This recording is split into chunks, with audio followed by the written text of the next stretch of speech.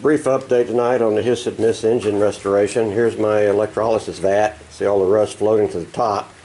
I got the crankcase cover in there along with the flywheels and crankshaft, and all the rust is floating to the top. What a nasty mess.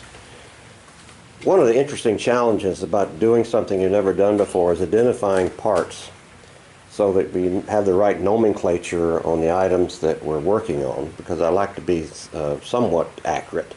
I had to put together another table here for this assembly because, as you can see, this one is an absolute mess and I don't want to get lost in the details. So we did some disassembling of the head tonight. I'm putting all the pieces in baggies so that I easily identified, so I don't lose them all as I go through and clean them up. This is the trip bracket. This is the exhaust lever. I've got the exhaust valve and intake valve so I know where they go back. I've got the igniter here. I've got the vent cover, the needle valve, and the head. And so the next step in this is go through each one of these and clean them up and get them primed and painted. More later.